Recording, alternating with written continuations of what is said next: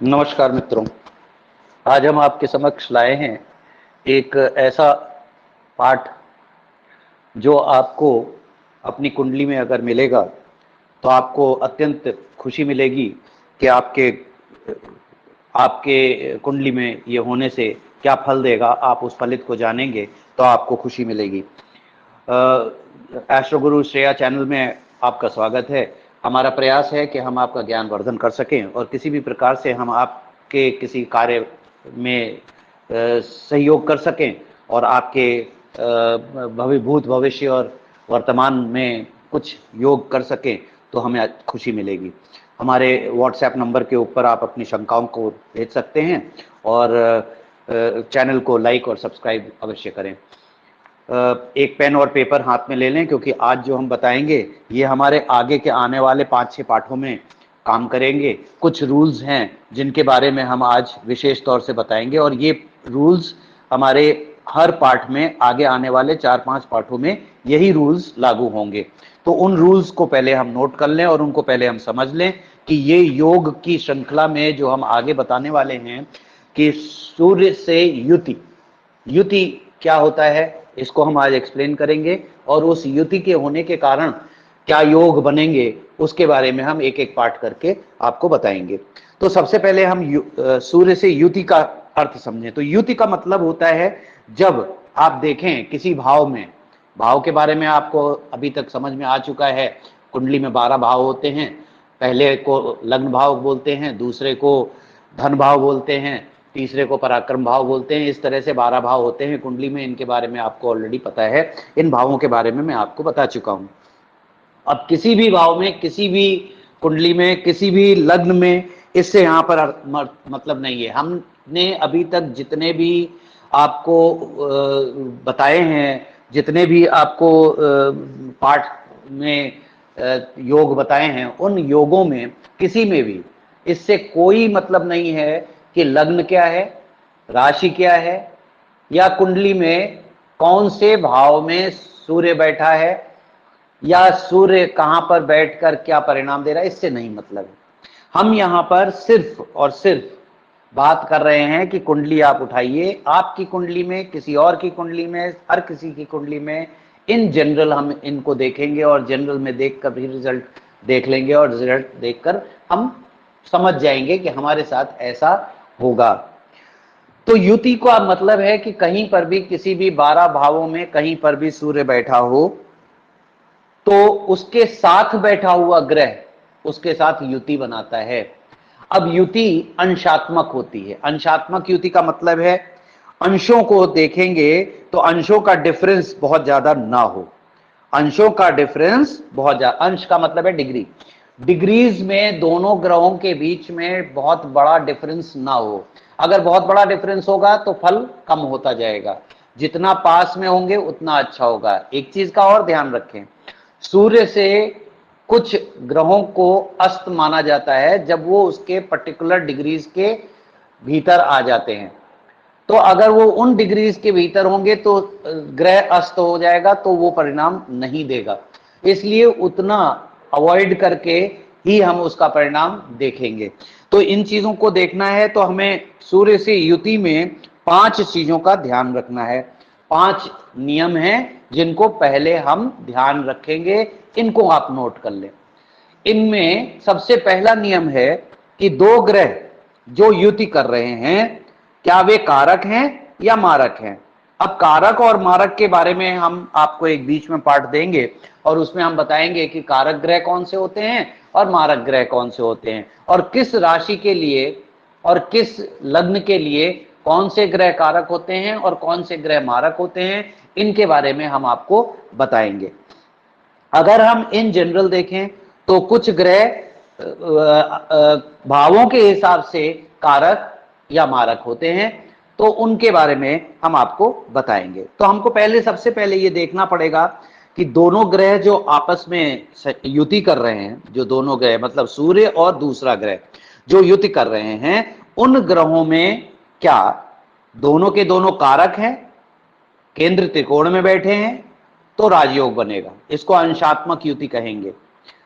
अगर दोनों के दोनों मारक हैं तो अच्छा फल नहीं देंगे, अशुभ योग होगा। और ये अच्छा फल न मिलने के कारण है अंशात्मक युति ये भी, लेकिन अच्छा योग नहीं होगा। अगर एक कारक और एक मारक हो जाएगा तो पूर्ण अच्छा फल नहीं होगा, कुछ फल में कमी आ जाएगी, एक मिला जुला फल मिलेगा, हमको मिश्रित फल मिलेगा। तो पहला नियम यह है कि हमको ये देखना होगा कि दोनों ग्रह कारक या मारक क्या है, इस कैटेगरी में आते हैं, ये हमको देखना पड़ेगा। दूसरी चीज हमको देखना पड़ेगा कि दोनों ग्रह जो युति कर रहे हैं वो किस भाव में युति कर रहे हैं। अगर वो केंद्र और त्रिकोण में युति कर रहे हैं तो शुभ फल देंगे, अगर वो 6, 8, 12 में युति कर रहे हैं तो अशुभ फल देंगे। लेकिन शास्त्रकारों का कहना है कि अशुभ फल, अशुभ ग्रह केंद्र त्रिकोण में शुभ फल देते हैं। इसलिए हमें इन चीजों का भी ध्यान रखना पड़ेगा कि हमें शुभ फल मिलेगा कि अशुभ फल मिलेगा। ये हम आपको जिस वक्त योग को डिस्कस करेंगे वहां पर हम आपको बताएंगे। तीसरी चीज हमें ध्यान रखनी है कि दो ग्रह किस राशि में युति कर रहे हैं। जिस भाव में वो बैठे हैं उस भाव में संख्या क्या लिखी है, उस संख्या से आपको पता चलेगा कि वो कौन सी राशि है और किसके स्वामित्व में है। तो हमें ये देखना होगा कि राशि किस में युत हो रही है और किस राशि में है, और वो उच्च नीच मित्र शत्रु राशि में तो नहीं है। इन सब चीजों को देखने से फलित पर प्रभाव आएगा। तो तीसरा रूल ये है। तो तीसरे रूल में हमको ये देखना होगा कि राशि कौन सी है। चौथा रूल ये है कि दो ग्रह कितने अंशों के डिफरेंस पर हैं। जनरली ये माना जाता है कि 6, 7, 8 डिग्री के डिफरेंस पर प्रबल युति मानी जाती है। जनरली 6, 7, 8 डिग्री पर प्रबल युति मानी जाती है। 22, 23, 24, 25, 27 डिग्री पर यह बलहीन युति मानी जाती है। जनरली ऐसा होता है, लेकिन कुछ अस्त होने की वजह से कुछ ग्रहों को हम डिग्री वाइज ये देखना पड़ेगा कि हम उसको कब अंशात्मक युति को अच्छा मानेंगे।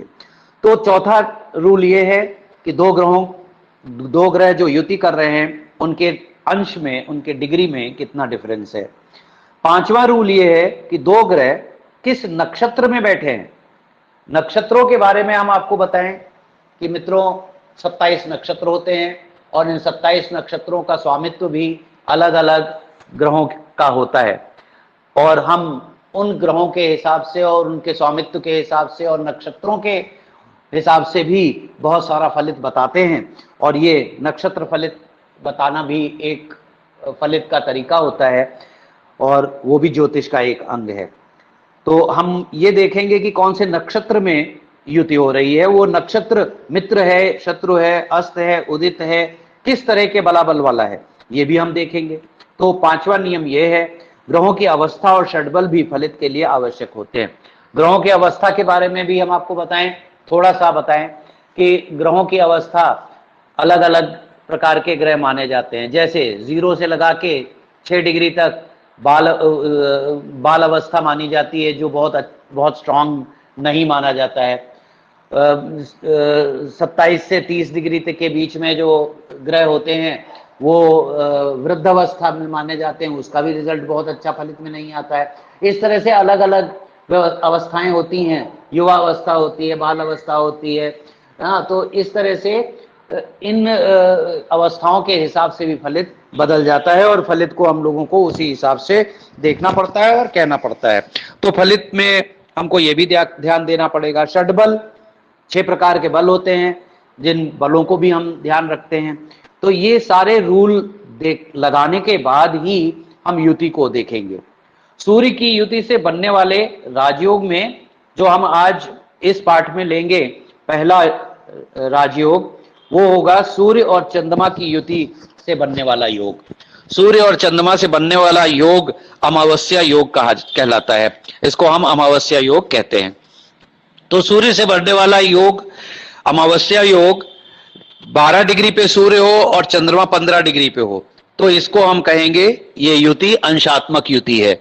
और इस अंशात्मक युति की वजह से, और अगर ये केंद्र त्रिकोण में या लग्न में या दूसरे भाव में या 11वें भाव में हो तो अति उत्तम होगा, और यह योग बहुत अच्छा फलित देने वाला होगा। और ऐसा जातक जिसकी कुंडली में ऐसा पाया जाएगा वो जातक धनवान, यशवान, कीर्तिवान होगा। ऐसे जातक अपने कार्यों के लिए जाने जाते हैं और अपने जीवन में पद प्रतिष्ठा युक्त होते हैं। ऐसे लोगों को समाज में एक अच्छा दर्जा मिलता है, संपन्न होते हैं, भरा पूरा जीवन होता है और बहुत ही खुशहाल होते हैं। ऐसे व्यक्ति को निर्णय लेने में थोड़ी कठिनाई होती है क्योंकि चंद्रमा थोड़ा क्षीण हो जाता है। आपको पता होना चाहिए कि सूर्य के पास में जाने पर ग्रह अस्त हो जाते हैं, तो सूर्य के पास में होने के कारण चंद्रमा थोड़ा सा क्षीण हो जाता है। यहाँ पावर डिग्री के हिसाब से सूर्य का ज्यादा अगर डिग्री है तो वो पावर बढ़ जाएगा, तो सूर्य के परिणाम फलित में ज्यादा मिलेंगे, चंद्रमा के फलित में कम मिलेंगे। अब सूर्य क्या है?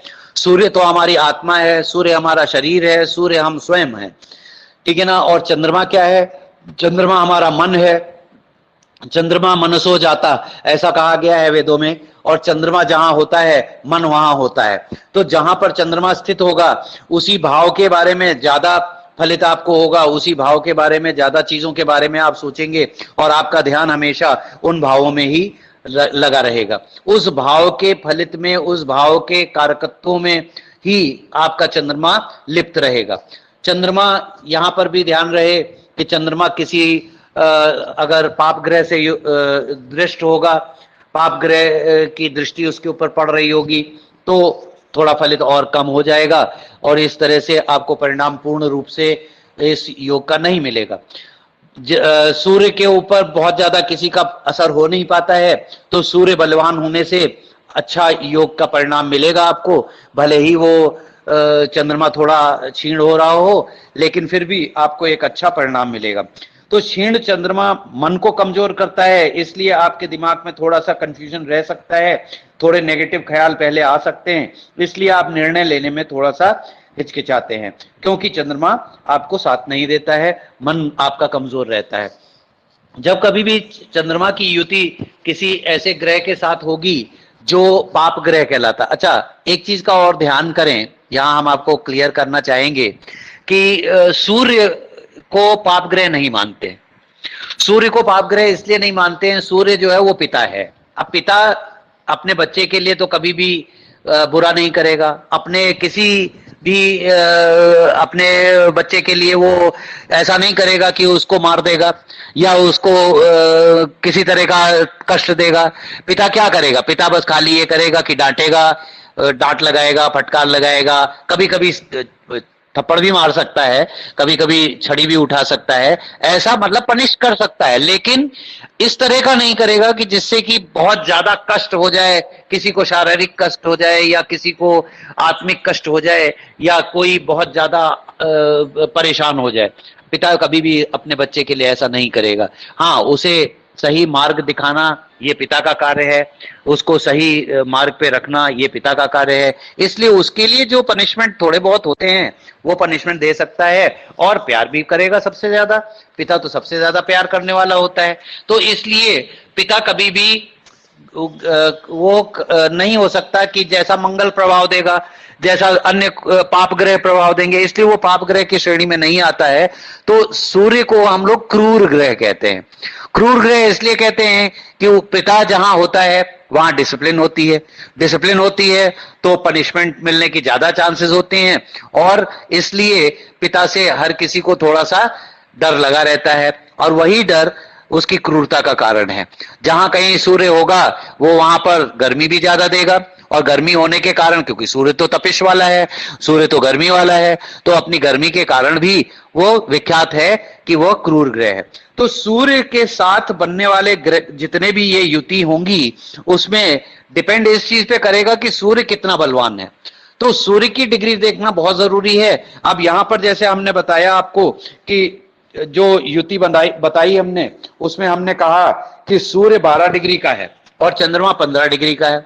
तो अब आप देख रहे हैं ना कि चंद्रमा 15 डिग्री का होने पर अच्छा परिणाम देने में सक्षम है, तो यहां पर आपके मन के ऊपर अच्छा असर रहेगा, तो कंफ्यूजन कम रहेगा और सूर्य आपको निर्णय लेने में मदद करेगा। अच्छा, ग्रहों में अगर देखें पद प्रतिष्ठा के हिसाब से तो सूर्य को राजा माना गया है और चंद्रमा को रानी माना गया है। तो राजा और रानी जब दोनों के दोनों अच्छी तरह से मिलके बैठेंगे तो वो अच्छा परिणाम देंगे, और उस अच्छे परिणाम की वजह से एक अच्छा वो बनेगा, ये होगा। तो इस तरह से परिणाम को हम देखेंगे और इस परिणाम को देखकर हम लोग बता सकते हैं। तो आज हमने आपको बताया इस अच्छे योग के बारे में। आप अपनी कुंडली में देखें, और अगर आपको ये मिल रहा है कि सूर्य और चंद्रमा किसी भी भाव में, छठे, आठवें, 12वें में होंगे तो थोड़ा कम परिणाम देंगे, लेकिन किसी भी भाव में बैठे होंगे तो बहुत अच्छा परिणाम देंगे, और डिग्री वाइज आपको देखना होगा। तो आज इस अमावस्या योग के बारे में हमने आपको बताया। तब अगले पाठ में हम आपको एक और युति से बनने वाले योग के बारे में बताएंगे। तब तक के लिए धन्यवाद।